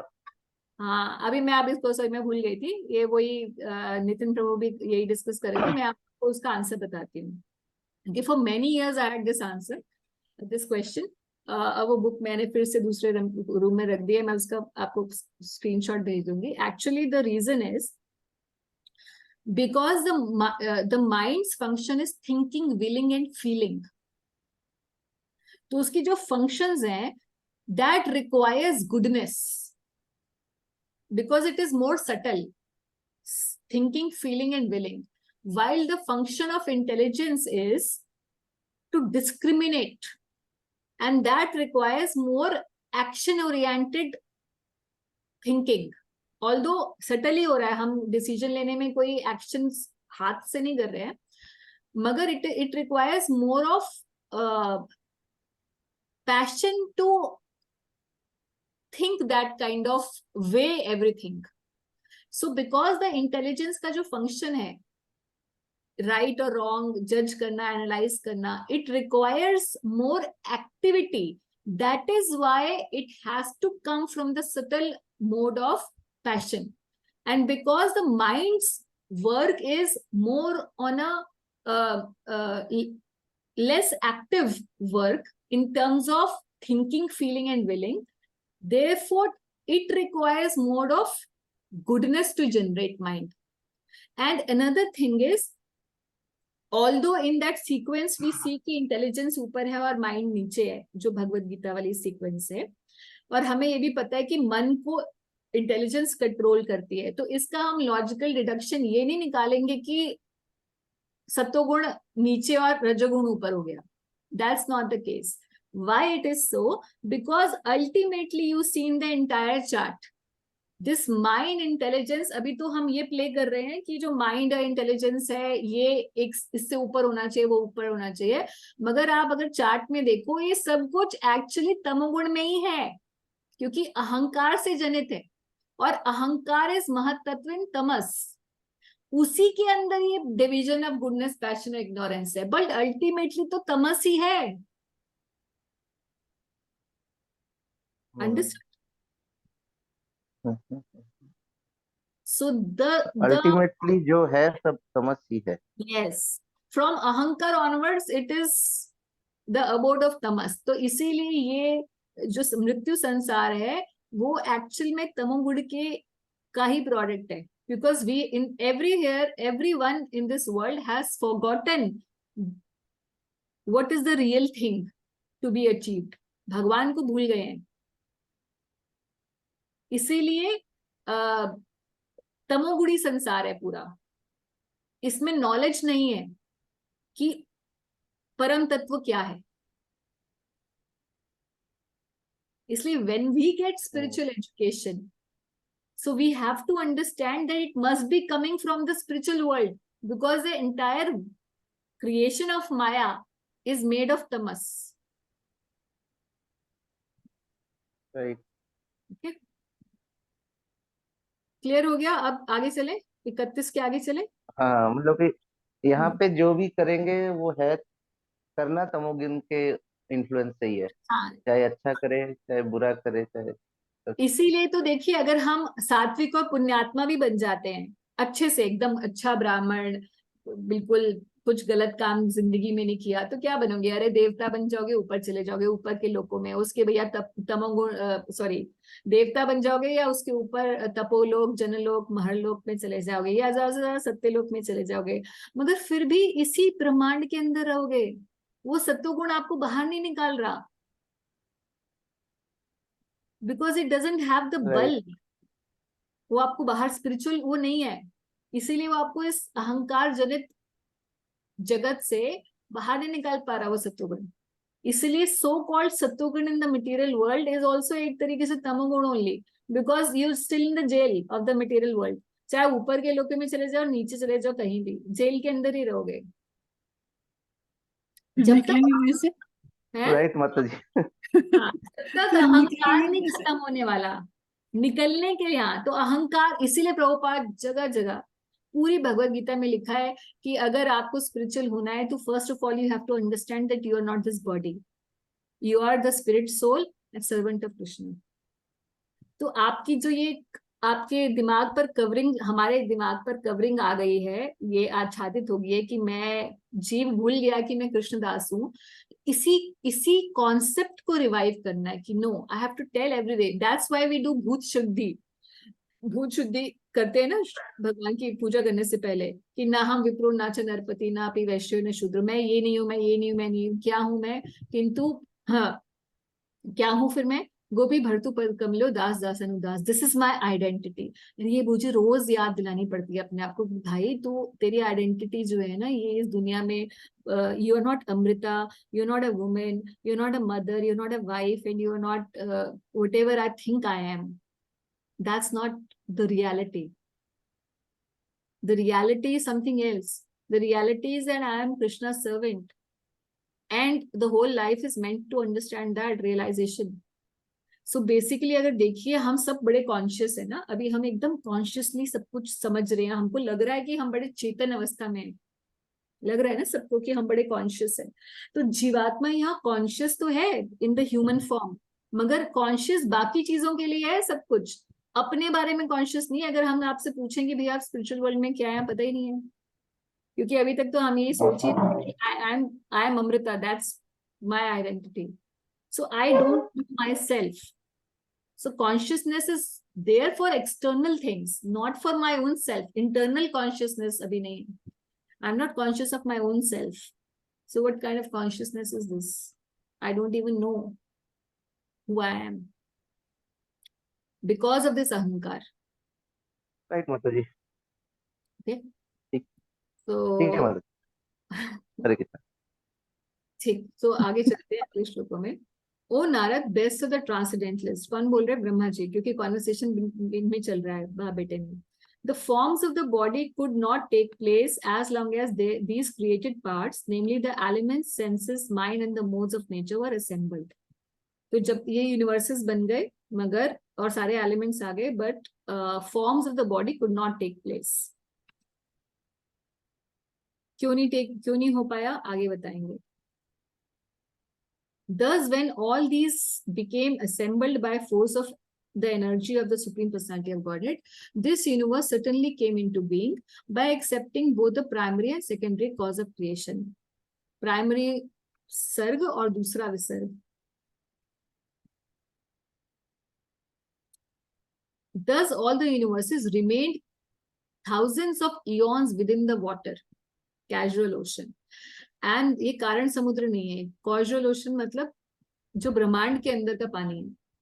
And the Lord of living beings entered into each of them, Garbhodakshai Vishnu, caused them to be fully animated. तो 1000 वर्ष, thousands of eons within water वो रहा, और उसके बाद the Lord of all beings, भगवान Shri गर्भोदक्षाय Vishnu, entered into all of them and caused them to be fully animated. तब क्रियाशील हुए. The Lord Mahavishnu, although lying in the causal ocean, came out of it and divided himself as Hiranyagarbha. As Hiranyagarbha मतलब गर्भोदक्षाय Vishnu. He entered into each universe and assumed the Virat रूप. हर universe में विराट रूप प्रस्तुत किया गर्भोदक्षाय विष्णु ने, with thousands of legs, arms, mouth and heads. गर्भोदक्षाय Vishnu का ये form हिरण्यगर्भ प्रकट हुआ.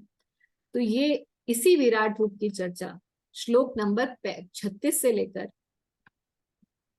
42 में होने वाली है, इस विराट रूप की चर्चा. तो अभी क्रिएशन कंप्लीट हो गया 35 तक. आज हमने 21 से लेकर 35 तक में क्रिएशन किया, और हमने क्रिएशन में ये सब चार्ट समझा, और हमने ये समझा कि ये सब होने के बाद भी जब तक भगवान गर्भोदक्षाय विष्णु के रूप में इस यूनिवर्स के अंदर नहीं आए, जो कि हमने इस चार्ट में देखा था, हर यूनिवर्स फ्रॉम यूनिवर्स 1 टू लेके universe raise to the power n, जब तक इसमें गर्भोदक्षाय विष्णु नहीं आए तब तक ये क्रियामान नहीं हुआ. यहाँ तक की बात हो गई. और ये गर्भोदक्षाय विष्णु विराट रूप किस प्रकार से प्रस्तुत करते हैं, इस बात को हम अगले क्लास में देखेंगे, क्योंकि वो अलग सब्जेक्ट मैटर हो जाएगा. माता जी, समझ तो आगे, इसके लिए take away, what we should take away from this.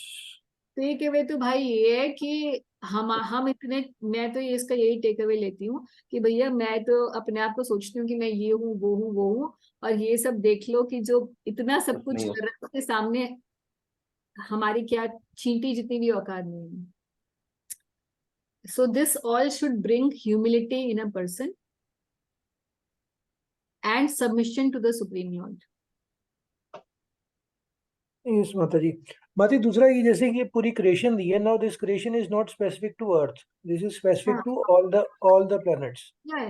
That means in all the planets this earth, taste, water, fire, हाँ, and अर्थ ये का मतलब अर्थ प्लैनेट नहीं है, अर्थ का मतलब पृथ्वी तत्व है. हम्म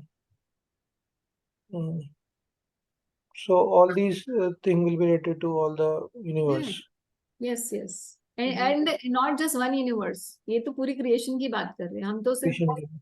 हम तो अपने आप को सोलर सिस्टम का पार्ट समझते हैं, और फिर सोलर सिस्टम के बाद हम सोचते हैं किसी गैलेक्सी, फिर एक यूनिवर्स. चलो मैक्सिमम हम यूनिवर्स ही सोच पाते हैं, मगर यहाँ पे तो बताया गया है ब्रह्म संहिता में कि कितने यूनिवर्सेस हैं. जैसे कि राई के बोरे में कितने राई के दाने होंगे, उतने ही क्रिएशन के अंदर यूनिवर्सेस हैं. ऐसा Yes. ऑप्शन दिया गया है. अभी हम सोचो कि हम एक बोरे में इतने यूनिवर्सेस से एक राई के दाने के अंदर एक छोटे से, मतलब एक प्लैनेट है, और उस पे भी हम, इसलिए तो प्रभुपाद बोल रहे थे तमाल कृष्ण महाराज को कि there is this person whose name is Tamal, and he is in the entire creation. There is one universe in which there is one planet called, small planet called Earth, on which there is one small this country called America, and in that there is this, probably he was in LA, and there is a small city called LA, and उसमें भी इतने सारे लोगों में एक तमाल कृष्ण है जो अपने आप को समझ रहे हैं मैं पता नहीं क्या हूँ. That's what Prabhupada is telling तमाल कृष्ण महाराज. माता जी theoretically समझ आता है, बट ये प्रैक्टिकली हम बार बार भूल जाते हैं. Yeah. So that's why we need to be always सततम कीर्तन तोमाम और नित्यम Bhagavat सेव्या, to keep reminding ourselves, because everything in this world is going to just take us away opposite of this current, spiritual current. क्योंकि ये current यहाँ पर सिर्फ material current चलता है. स्पिरिचुअल पे जाने के लिए वो बिल्कुल वैसा ही है कि आप गंगा जी में नाव चला रहे हो मगर ऑपोजिट करंट में. इसीलिए तो स्पिरिचुअल लाइफ इजी नहीं होती, इस भौतिक जगत से बाहर निकलना आसान नहीं होता. जो माता जी प्रभु जी ये जो एक पॉइंट और बस लास्ट. मैंने एक लेक्चर में सुना था कि जैसे कि जैसे we are seeing this chart and कि all the creation is happening, but Krishna is playing his flute, and from the sound of the flute all the creation is happening. Yes. So I think this sound is शब्द आ रहा है ना, आज हमने पढ़ा ना, शब्द से सब कुछ. yes. So this sound is the root cause of from the flute. Everything. And because this whole creation has come about from the sound, that is why it is only the sound which can take us out from this creation. And that's why we submit to the holy name, to the sound of Krishna. The sound has brought us into the material world, and the sound can take us out of it. And in every in every religion we have all this sound only. Yes. Any religion. Yes. तो वेदों की ये बात है, वेदों में लिखा हुआ है कि नाद ब्रह्म, व्हाट इज इट, नाद के ऊपर लिखा हुआ है वेदों के अंदर कि किस तरीके से ये शब्द से ही व्यक्ति को मुक्ति मिलती है. ऐसे उसी की संस्कृत लिखी गई है. This is one of the sutras of Brahma Sutras, वेदांत सूत्र का पार्ट है. ठीक है, किसी और का भी क्वेश्चन था, somebody was speaking. माता जी ये जो यूनिवर्सल फॉर्म अभी हम डिस्कस करेंगे, is it the same that is discussed in chapter 11 of Gita? नहीं, ये अलग है? नहीं, इट्स नॉट सेम. और एक नहीं, 3 डिस्कस करेंगे, 3 तरीके से प्रेजेंट होगा. तो ये जो यूनिवर्सल फॉर्म हमेशा देखिएगा, ये इमेजिनेशंस होती हैं, इमेजिनरी यूनिवर्सल फॉर्म होती है. अगली बार हम लोग देखेंगे तो हम देखेंगे कि किस प्रकार से अलग अलग ऋषियों ने अलग अलग थ्योरीज प्रेजेंट की हैं इस यूनिवर्सल फॉर्म के बारे में। तो आप देखिए अगले ही श्लोक में 36 में लिखा है, कल्पयंती मनीषिणः, मनीषिणः मतलब सोचने वाले, थिंकर्स ने कल्पयंती कल्पना की है इनकी, ठीक है। और एक दो क्वेश्चंस चैट में भी हैं, उसको भी ले लेते हैं। एक तो ओके, नेहा माजी पूछ रही है, Hare Krishna does it really work, what motivational speakers say about manifestation. तो देखिए उनका मैनिफेस्टेशन का जो कॉन्सेप्ट है वो तो शास्त्रों से ही है कि एवरीथिंग फ्रॉम सटल से ही मैनिफेस्ट होता है, आप जो सोचोगे वही बन जाओगे। और अगर आप अपने जीवन में भी देखो तो जो हम सोचते हैं वैसा आता है, मगर फ्लॉ उनकी थ्योरी में ये है कि वो बोलते हैं आप जो भी सोचोगे वो आप कर सकते हो, मगर एक्चुअल थ्योरी, अगर एक्चुअल सिद्धांतिक बात की जाए तो अगर मैं सोचूं कि भाई मैं कुछ बनना चाहती हूँ फॉर एग्जाम्पल, और मैं केवल सोचने से ही वो मैनिफेस्ट हो जाएगा तो नहीं होगा। एक तो actions have to be aligned to that, but at the same time my karmas also, previous karmic balance will also play a role, जिसको ये मोटिवेशनल स्पीकर्स नहीं बोलते, क्योंकि उनको तो लोगों को पंपा देना ना, तू कर सकता है, तू कर सकता है बेटा, तू कर सकता है। That's what their job is. So they don't talk about the karma theory कि हाँ बेटा तू पूरी मेहनत कर, मगर फिर भी देख ले तेरे हाथ में कर्म ही है, इसका रिजल्ट भगवान देने वाले हैं, ये वो नहीं बोलते, क्योंकि फिर उनकी पैसे नहीं मिलेंगे ना उनको। That is the point. So of course their theory which they are presenting is partially correct. Okay. So Nitin प्रभु बोल रहे हैं law of Karma is greater than law of attraction manifestation है। ओ अच्छा आंसर भी दे दिया, sorry. And law of God is greater than the law of Karma, ठीक है। So basically it's like that, ठीक है। तो from subtle gross comes from, अगर हम अपना देखें ना, रूप गोस्वामी ने भी क्या दिया है, अगर आप हमारा गौड़ीय वैष्णव सिद्धांत पढ़ते हो तो होता क्या है, सिद्धांत में ये है कि जब कोई जीव वैदिक भक्ति को अच्छे से पालन करता है, अच्छे से रूल्स एंड रेगुलेशंस करता है, तो होगा क्या कि फिर वो राग भक्ति में आएगा। राग भक्ति में आके उसे क्या होता है कि वो ब्रज के किसी परिकर के बारे में सोचता है, उस पर ध्यान लगाता है ना, और उसी के प्रकार से भगवान की सेवा करने की इच्छा उसके मन में आती है, और ब्रज जनों के अनुगामी इस प्रकार से बन जाता है, किसी भगवान के पार्षद का अनुगामी बनता है, और अपने मन में, अपने मन के द्वारा वो भगवान की सेवा अपने मन से शुरू करता है, एक देह में जो गुरु प्रदत्त देह होती है। ये हायर टॉपिक्स हैं हमारे वैष्णव गौड़ी वैष्णव, आप जानते होंगे, जो लोग जानते ही हैं कि सिद्ध देह की कल्पना होती है, और वो सिद्ध देह अभी मिली नहीं होती उसे, मगर उस सिद्ध देह के ऊपर वो मेडिटेट करता है, ध्यान लगाता है, और भगवान की सेवा उसी सिद्ध देह से, जो कि अभी कल्पना ही कर रहा है एक तरीके से, मगर होती वो एक्चुअली है, बट मन से प्रकट होती है। तो हम उस मन से ही प्रकट करके एक्चुअल आध्यात्मिक देह मैनिफेस्ट करते हैं थ्रू भजन। तो यहाँ भी हो वही रहा है, you are actually doing manifestation only, you understand? Yes, mother. But bhajan is the cause. Only by my thinking it's not going to happen. So this law of manifestation is working everywhere in this universe, including in the spiritual sphere. माता जी, जो गीता में जो अर्जुन को दिखा था कि वो एक, was that an imagination of Arjun? नहीं, that is not imagination. भगवान ने अपने विराट रूप दिखाया था, विराट रूप को यूनिवर्सल फॉर्म जिसमें अलग अलग प्लैनेट्स, अलग देवता और सब कुछ है, ठीक है। that is not imaginary universal form जो उनको दिखी थी, मगर वो विराट रूप का पॉइंट ये है कि कोई एक विराट रूप जो है ना प्रभु जी, इट्स नॉट एवर एग्जिस्टिंग। जैसे मान लीजिए भगवान का विस्तृत रूप राम है, वो एवर एग्जिस्टिंग है, भगवान का विस्तृत रूप जो है नरसिंह है, वो एवर एग्जिस्टिंग है, मगर जो भगवान का विस्तृत रूप विराट रूप है वो बेसिकली क्रिएशन ही है, जिसके अंदर सारे एलिमेंट्स हैं, सारे प्लैनेट्स हैं, सारे देवता हैं, ये भगवान का ही विस्तृत रूप है, इस मटेरियल क्रिएशन को जो संजोए हुए है। इसी को तो अर्जुन ने देखा था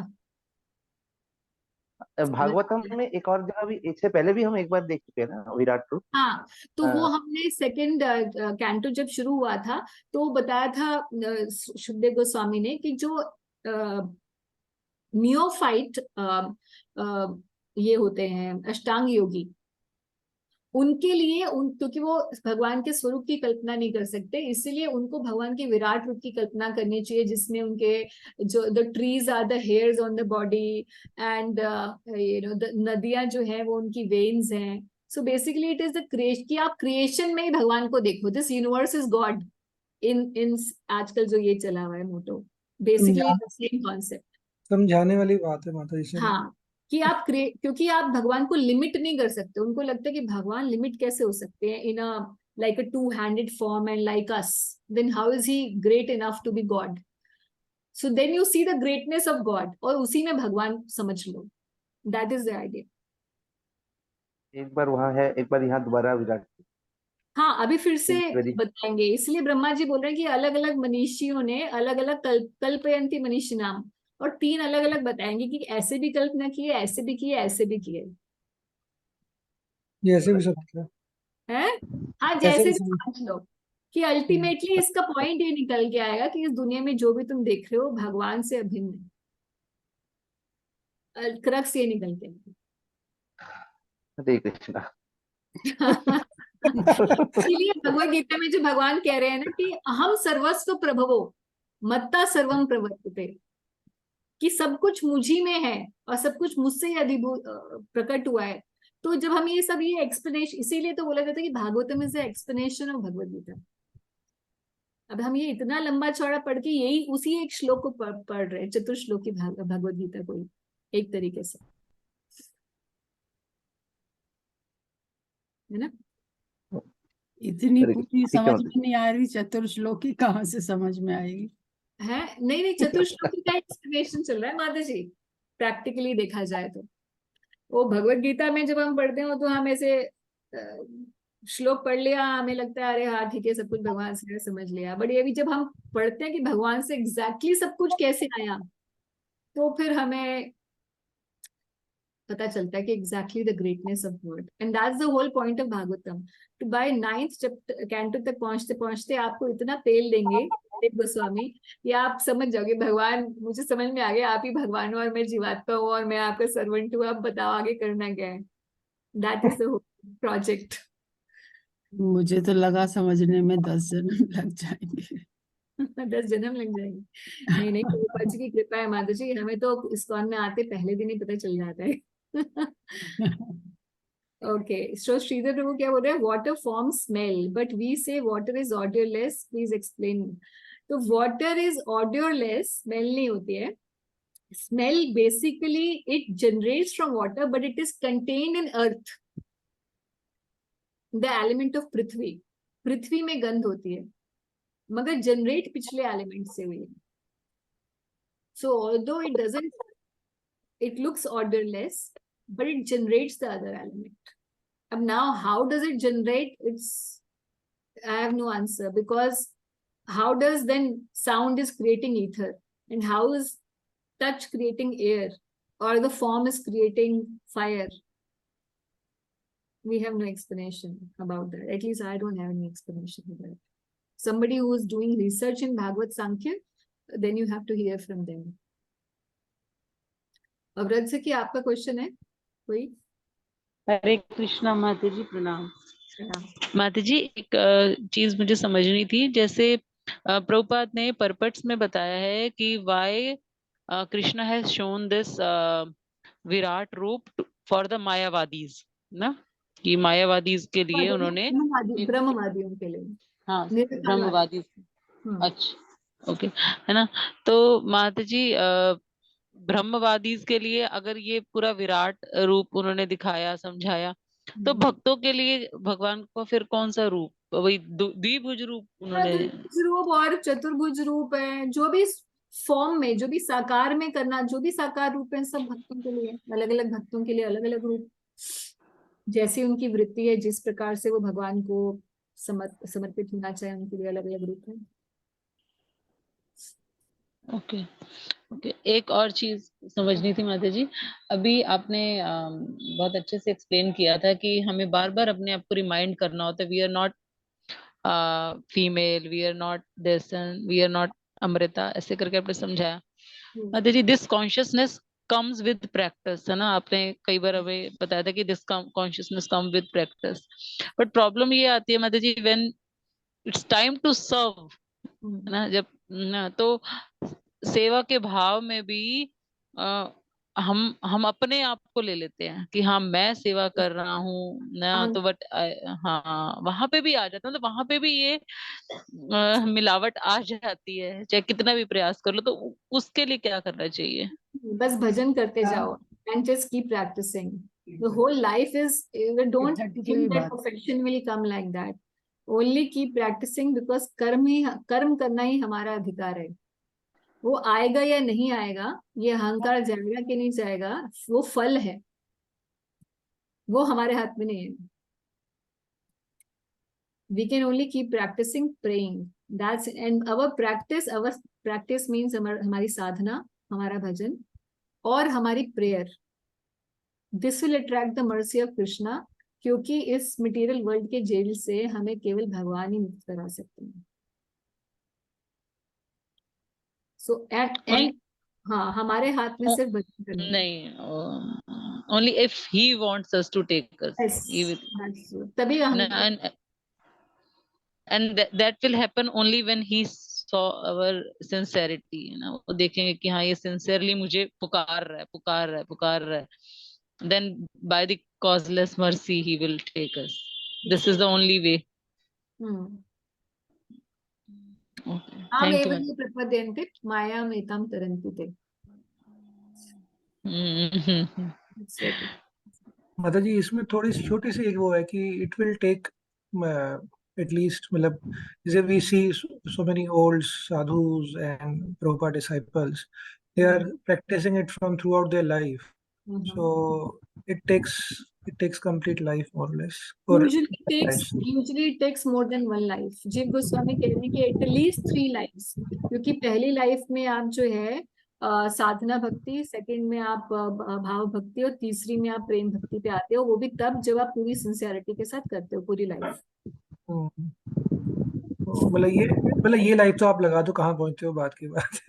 हाँ, कम से कम हमारा प्रयास होना चाहिए। प्रेम भक्ति हम मांगते हैं, मगर कम से कम प्रयास प्रैक्टिकल सेंस में होना चाहिए कि निष्ठा तक आ जाए।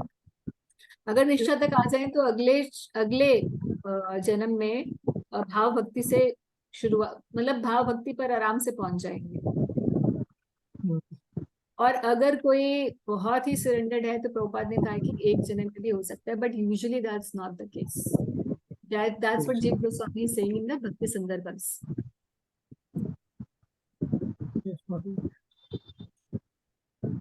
Okay, नितिन प्रभु आपका भी क्वेश्चन था क्या? क्योंकि एक आई थिंक राजन प्रभु को म्यूट करना पड़ेगा। Somebody's hand was raised. Was it Nitin Prabhu आपका हैंड रेज है? क्वेश्चन है या? Yeah, Mataji, I just wanted to understand, have we already gotten into the discussion of the 10 characteristics of Bhagavatam, since we're discussing Sarga and Visarga right now? No.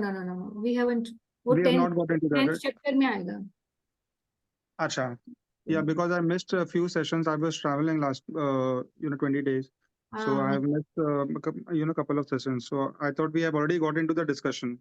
Because I'm reading the second canto का, second chapter right now.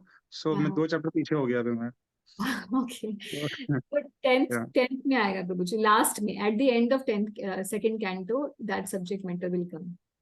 अच्छा, because ये सर्ग विसर्ग का discussion चल रहा है ना, primary secondary creation is only सर्ग ही चल रहा है, सर्ग विसर्ग ही चल रहा है, मगर जो लिस्ट है ना कि कौन कौन से 10 बाद में आएंगे वो बाद में लिस्ट देते हैं। तो एक्चुअली आप देखिए भागवतम में ना ऐसे जैसे हम लोग सिस्टम से चलते हैं ना कि हमें ऐसे बोलना है, पहले हम एक चार्ट प्रेजेंट करेंगे, फिर चार्ट को एक एक करके एक्सप्लेन करेंगे, ये हमारा जो थिंक।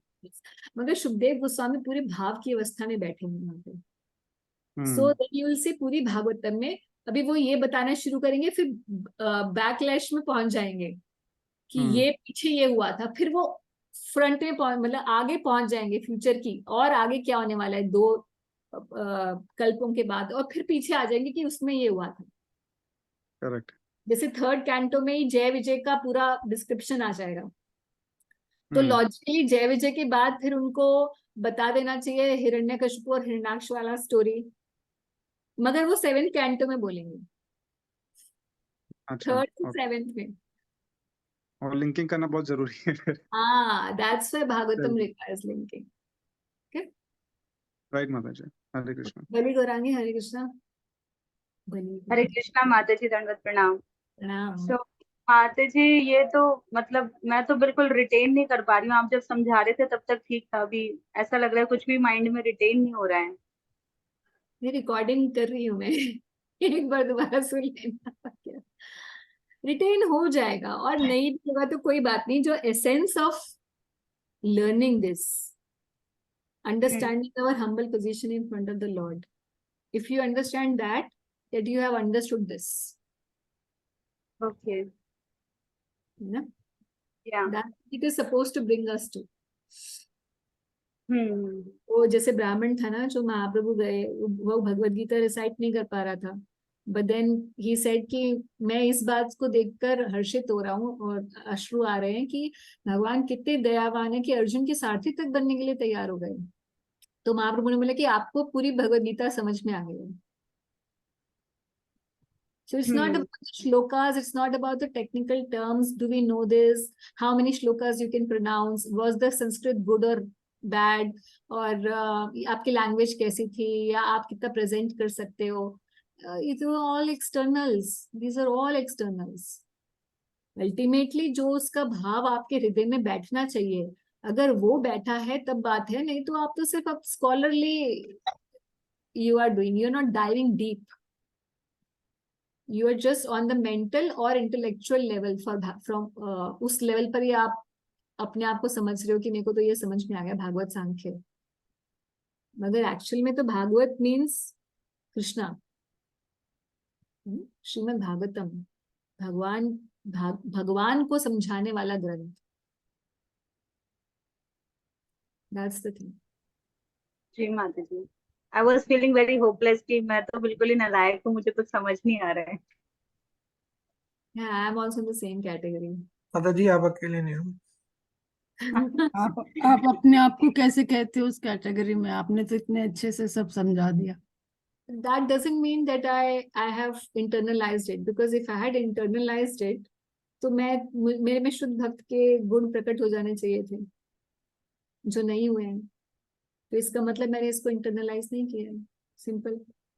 इसलिए भगवान कह रहे हैं ना कि जो मुझे पुरुषोत्तम रूप में जानता है वो सर्वविद भजति माम सर्व भावे नमः, सारे सब कुछ पूरी भावना के साथ सर्वविद भज, हर प्रकार से हर विधि से मुझे ही भजेगा। सर्वविद भजति माम सर्व भावेन धावता। तो भगवद गीता भी नहीं आई है अभी तो। We have not even internalized anything. Theoretical understanding is one thing, Mataji. That may or may not depend on your, मतलब it to some extent depends on the intellect. But ultimately it is not that thing which is going to take you back to, understanding this shlokas will not take you back to Godhead. तो सही है। So what then is that thing which will take us back to Godhead? That is more important. So ultimately I have understood in this whole spiritual journey, it's not how much you know, but it's actually how much you practice in the real sense. That is going to help you at the time of death.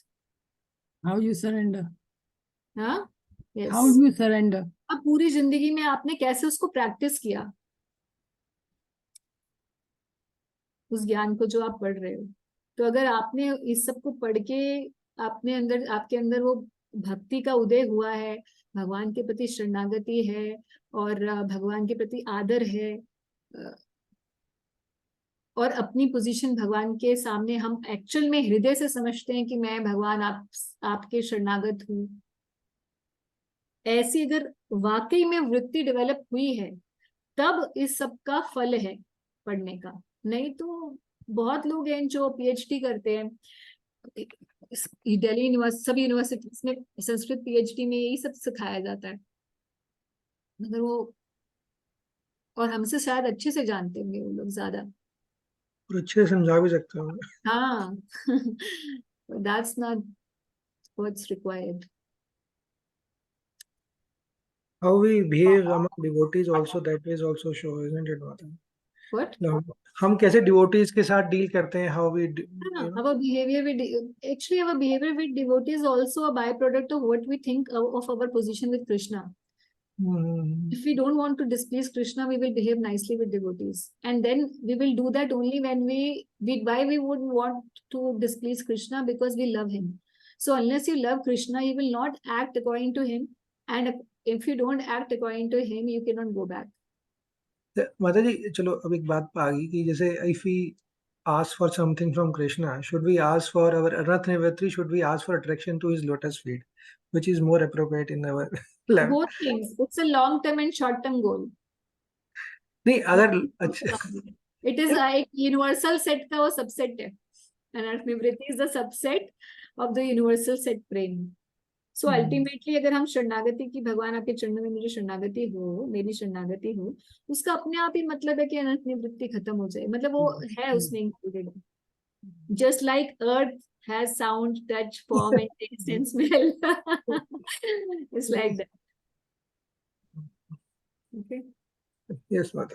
Happy Independence Day. I hope we will one day become actually freedom हमें मिलेगी एक दिन, भगवान की कृपा कभी पर होएगी, और एक्चुअल इंडिपेंडेंस डे मनाएंगे हम भगवान के धाम जाके. माता जी, will there be class on Friday? Then we will not have on Friday, because Friday actually मैंने अभी क्योंकि इंडिपेंडेंस डे आ गए तो we use this time. Friday I will be a little busy, कुछ एक फैमिली कमिटमेंट भी था, तो मैं खुद ही सोच रही थी कि हम थर्सडे को कर देंगे, but then it didn't occur to me कि यार आज का भी दिन छुट्टी है, तो आज हो गया, फिर नेक्स्ट फ्राइडे करेंगे. ओके, थैंक यू माता जी.